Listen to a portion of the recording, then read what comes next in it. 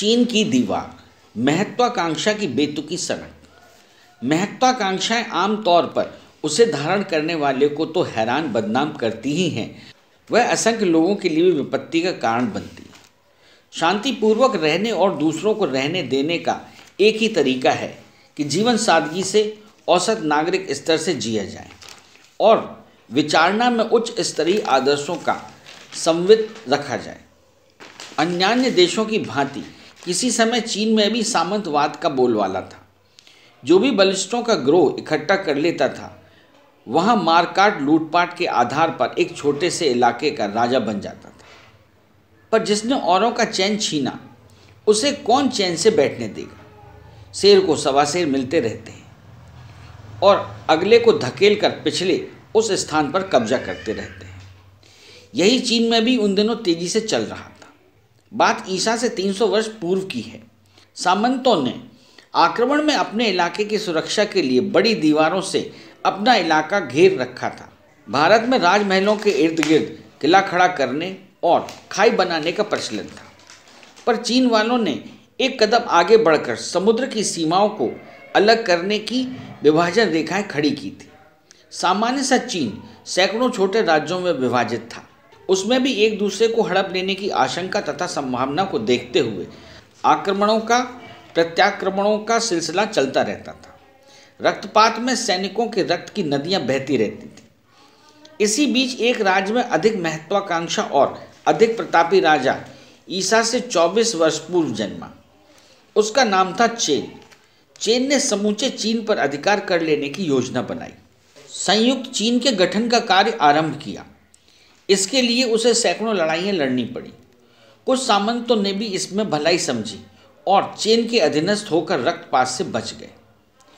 अब चेन चीन का चक्रवर्ती था, विपुल ऐश्वर्य का धनी और अपने देश का भाग्य निर्माता। फिर भी उसे चैन से दिन गुजारने का अवसर नहीं मिला। मध्य एशिया से आकर कबायली छापामार उस देश की संपत्ति लूटने और भारी बर्बादी करने लगे। अब इनसे बचने का उपाय सोचा गया कि उत्तर पश्चिम चीन की सीमा पर एक बड़ी दीवार खड़ी की जाए, जिससे शत्रुओं डाकुओं से बचाव भी हो और इतनी विशालकाय योजना पूरी करने का श्रेय भी मिले। प्रश्न था कि इतनी लंबी निर्माण योजना के लिए साधन कैसे जुटाए जाएं। उतना राजकोष तो था नहीं। हठबादी चीन की बढ़ी चढ़ी महत्वाकांक्षाओं ने उस असंभव लगने वाले काम को पूरा करने की ठानी और उस कार्य का आरंभ कर दिया। दीवार बनने लगी। चीन की प्रसिद्ध दीवार 2150 मील लंबी है। इसकी ऊंचाई 15 फुट से लेकर 39 फुट तक और चौड़ाई औसतन 32 फुट है। यह 15 वर्षों में बनकर पूरी हुई। यह निर्माण कार्य 16वीं शताब्दी तक चलता रहा। ऐसा प्रबंध किया गया कि रास्ते में जो भी नदी नाले आए, वे भी उसके नीचे होकर गुजरे। इस निमित्त 20 ऐसे मजबूत पुल बनने लगे। कार्य इतना बड़ा था कि उसके लिए समीपवर्ती क्षेत्रों में उपलब्ध ईंट चूना पर्याप्त न था। समीपवर्ती क्षेत्रों के पेड़ पौधे, पत्थर, बालू, रेत, जो कुछ भी हाथ लगा, उससे भरते हुए दीवार के दोनों ही सिरे मजबूत बनाए गए।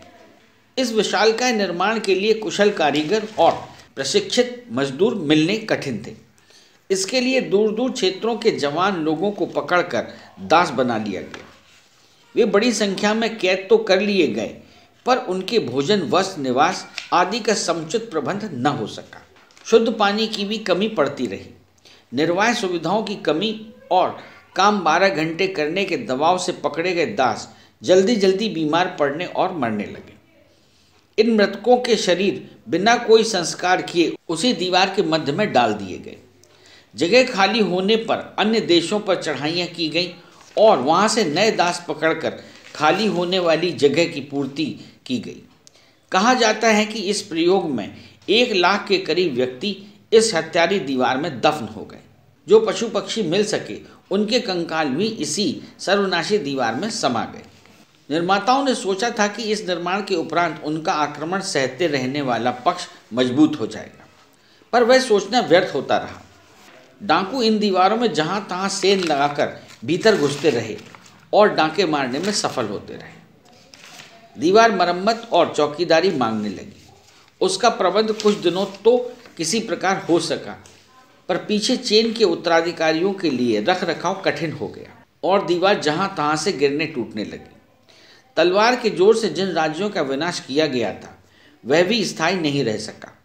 चेन के वंशज उस आतंक को न बनाए रह सके, फलतः बिखराव फिर शुरू हो गया। अब की बार सामंती इलाके अपेक्षाकृत बड़े बड़े राज्यों के रूप में विकसित हो गए। उन्हीं के अंतर्गत सामंतों के जमघट सम्मिलित हो गए और सत्ता लाभ में भाग बांटने लगे। स्थिति फिर पुराने जैसी हो गई। कारण स्पष्ट था कि विजय किन्हीं आदर्शों के नाम पर नहीं की गई थी। राज्य छीनते समय सामंत यह न समझाए जा सके कि यह अपहरण राष्ट्रीय एकीकरण अथवा राज्य देश को संगठित सुनियोजित करने के लिए किया जा रहा है। आदर्शों का योजना काल में न तो प्रचार ही किया गया और न निर्माण के उपरांत उस प्रकार का कोई प्रचलन ही बन पाया। फलतः खोई संपदा प्राप्त करने के लिए चीन के पश्चात सामंतों के षड्यंत्र और प्रत्याक्रमण पूरे जोर से उभरने लगे और चीन उस स्थिति में आ गया जैसा कि चीन से पूर्व वह था। राज्यों की सीमाओं में थोड़ा फेरबदल जरूर हुआ, पर सामंती स्वार्थ अपने स्थान पर यथावत अड़े रहे। सनक चढ़े रहने तक दीवार बनती रही और यह आश्वासन दिलाती रही कि इससे सुरक्षा व्यवस्था का हल निकल आएगा, पर वैसा हुआ नहीं।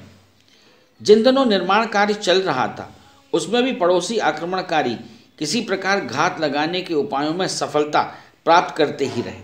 आज की स्थिति में चीन की दीवार संसार के बड़े अजूबों में से एक रह गई है और उसे देखने के लिए देश विदेश के पर्यटक आते जाते रहते हैं, पर वे यह नहीं समझ पाते कि चीन यह क्यों न सोच पाया कि मनोबल संपन्न प्रजाजन और देशभक्ति से भरे पूरे सैनिक आक्रमणों को निरस्त करने में सफल हो सकते थे। इन दिनों चीन की दीवार एक भंशावशेष मात्र है।